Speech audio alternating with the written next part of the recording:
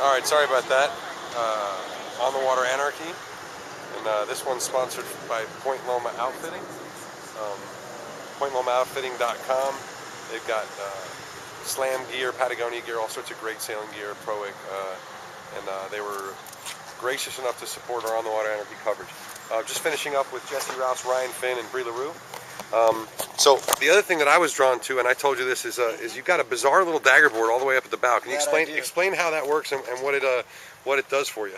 Well, the boat's very light, and the bow often comes out of the water, even in upwind conditions, as you bounce off a wave. So this guy drops it roughly 4 feet below the bottom of the boat, below the bottom side of the hull, you know. I can control it with these lines from the cockpit, and going upwind and chop, it prevents the bow from falling off in waves quite a bit, and then in powered up reaching, as the main powers up and you kind of want to round up, but not really, it really just helps the boat track. So as opposed to a lot of boats where you get a puff and the boat kind of rounds up, my boat just kind of, it'll slowly come up 10 degrees, get happy, breeze will go down 3 knots, and you come back down again. So it makes an amazing difference with the tracking of the boat. It is one of the problems with the boats is that they're so light that you come out of the water a lot, and you slap a lot, and your bow just can swing around. So this really helps that. And it's quite an amazing feel to it. I mean, you put it down, and the helm changes entirely. It's a big difference. You essentially got 2 rudders in the water at that point almost. Yeah, exactly. I mean, it's similar to the CBTF kind of stuff. I mean, I don't have a canton keel, but yeah, I mean, dagger board up forward. Those guys trim them, but they don't really steer with it. And yeah, I mean, it's a similar concept, same idea. And I mean, it's great. So, Jesse, you helped to design this rig, or you designed the rig? Yeah, I drew the rig. You want to just tell us the important parts about it? Yeah, absolutely. My boat has inboard chain plates. So what I did is I took my D1s, and I used to have a little spreader right here, which always tore up the leech of the jib. And also I then had a triple spreader rig with 6 shrouds. So what I was going for after dealing with that for 2 years is going for just utter simplicity. So the rig is almost masthead, as you can see. There's no cap shroud. The top 24 inches of mast is totally freestanding. Helps me with depowering the main and puffs and such is the concept. And then the inboard D1s allow me to carry about 115, 118% jib. Clue comes back to just about here. And I'm going to get a new one made, and I want to get it really right so that when I trim on going upwind, the leech is about a ½ inch from the spreaders. And optimizing sail area like that for light air, upwind light air, and always being powered up is really critical in these boats. It's a carbon rig built by Forte. I have laminated on the carbon spreaders, and it's all applied fibers PBO rigging. Amazingly, it all fit when I put it up the first time, which I was even You didn't have to cut anything? Nope, didn't have to cut anything. Everything fit. So you said that the top, whatever, 20 inches or so of the rig is unsupported? Exactly. Is that, and that does a little bit of auto depowering? It bends off exactly. in the pumps? That's the concept behind it is especially with the big square head mains, the top of the mast, it doesn't have any lateral support, so it can bend off a little bit to leeward, and that'll really have a big impact on your leech tension, especially with the big fat head, and allow the top of the main to open and close in puffs kind of automatically. You can also, with the running backs, because the running backs come in about 6 inches above the hounds, it allows you to bend the top of the mast around with them. So you have a lot of control in that topmost section. And it appears to be strong enough. I mean, I was sailing down here with a full main and gusts up to 29, power reaching at about 80 to 90 apparent, and I didn't have any problems with the overall design of the rig. Everything was solid, single running backstay, no checks, no baby stay, and everything was perfect. And what sort of speeds were you at that point of sail, which obviously is not the best point of sail? But no kites. We dipped at about 14 and a half. Just cracked off to about 90 degrees apparent in puffs. When you could soak it down and just get a wave. And it was fun. It was really fast. And overall, we averaged about 8.8 knots on the course of the race. But without having a kite up in a 21-foot boat, I felt pretty good about it. Couldn't sail to my perforating, but who would have thunk it? It was a killer ride. It was soaking wet. At times, 2 feet of water like this, right over the boat. You have to hold on so you don't get swept out. But it was good powered up sailing, and we were sitting on 9 knots, easily sitting on 9 knots for extended periods of time, especially in the middle of the night. We pushed really hard from about 11 until like 4 in the morning. And you were sailing with? I was sailing with Richard Clabbers, he's the managing director of 7-Star Yacht Transport, and they're helping me out quite a bit. They're shipping my boat over to France for me as a sponsorship, and I'm giving them publicity and advertising in the States. Flying the battle flag when you come into Key West, beginning of race week, and there's photos on the Lauderdale Key West site, photos everywhere of the boat with 7-star stickers on the hull, 7-star stickers on the sails. So that's who I sailed down with, and it was a great time. Really cool guy. He's really into boats and helping out sailors and getting our boats around and kind of promoting the sport. And great sailor. We had an awesome time. Right on. Well, and that sort of brings me to another subject. That sort of brings me to another subject, which obviously this class is all about, floating billboards in Europe. Everyone's got a sponsor. It seems like it seems and a lot of the top sailors are get a paycheck as well as sponsorship. And how do you see that, Ryan, having come from other open classes? How do you see that developing for us here, as well as for guys like you who are going to go over to France and do the Transat? I think in the United States that we have a long way to go. I've gotten a lot of support from sailing companies such as Lumar Sampson, RBS Battens, Sail Trim, and a series of other people. But that's all really inside industry contacts.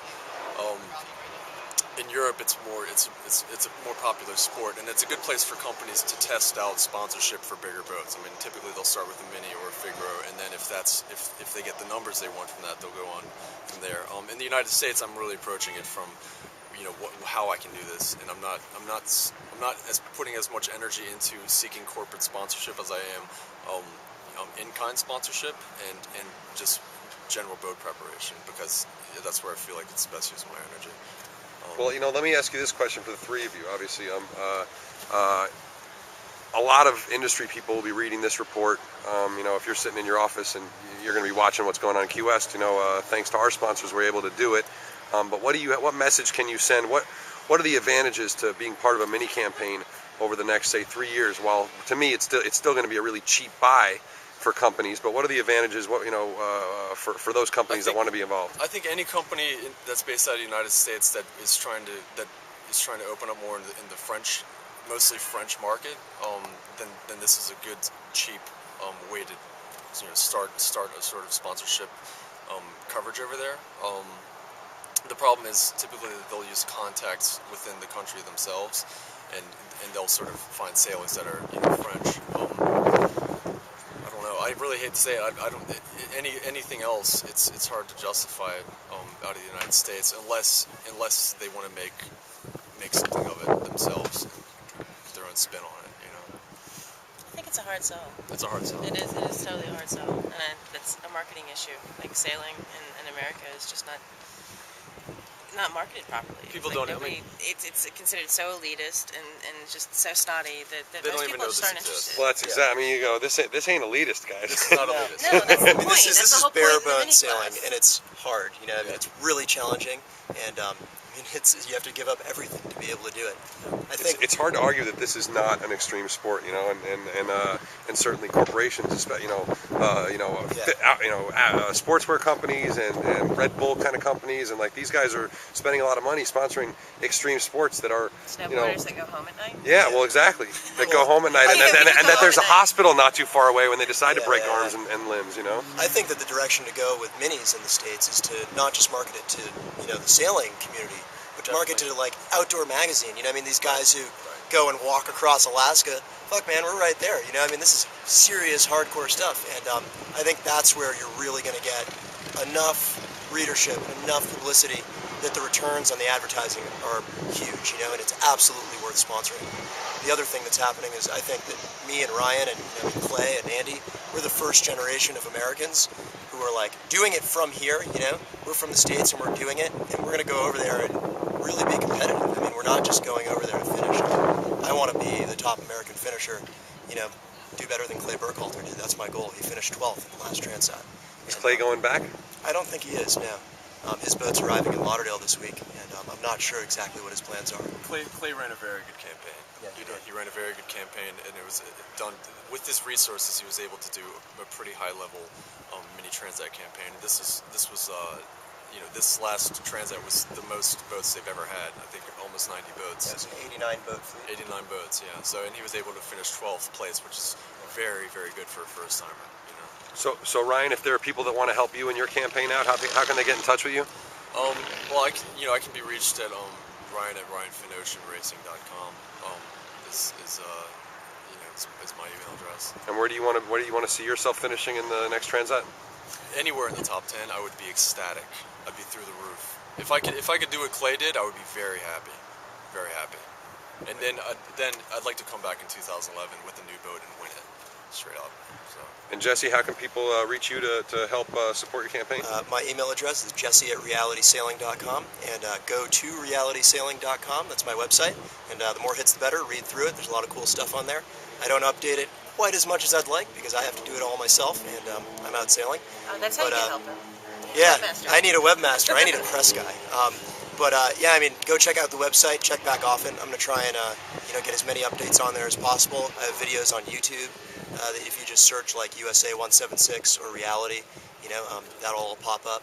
And nothing too extreme, but I just got a dive case for my camera, so hopefully this winter we can get some cool shit on YouTube. Well, we expect to see it. We Yeah, expect yeah. to see it all. Yep. And Bree, somebody who's more interested in helping to support a woman who wants to come to this very, very cool class. Women, yeah. What was the question? That was just really How can confusing. someone get in touch with your campaign? Which is, I understand, a fledgling campaign, but it's very fledgling. I mean, you've seen the success of Roxy and their sponsorship of the Figaro class and Sam Day. Yeah, that's amazing. And what Isabel did the first leg of the mini Transat. Yeah, she I mean, really- first she really woman laid to down the ever, law. Unbelievable sailor to be able to pull that off. to ever win a leg She was like one of our that. Sailor Chicks of the Week. Yeah, she's As well she amazing. should be. That was amazing. I don't think I really even want anybody to try to contact me, but I just want like women to just go out there and do it. Try it. One of the biggest things with this class is if you think you want to do it and you're not sure, you don't have the confidence to do it, do it. Just do it. Like you can do this. It's very doable. I mean, we talk about it being very extreme, but if you have a passion for this, then it's for you. Totally. And it doesn't require a dick. It really doesn't. Like having a penis is only going to get in your way because you can like get that snagged like in the lines, and it's too I painful. love it. Sometimes I don't know. All right. Well, guys, thank you. Awesome. Ryan invited me to come and take a sail with him on his boat. So we'll try and do some kind of race here in the next before you head to Europe. Yep. Obviously we'll get some video and we'll take some shots and have a good time and try and win something. All right. All right. Thanks, man. Awesome.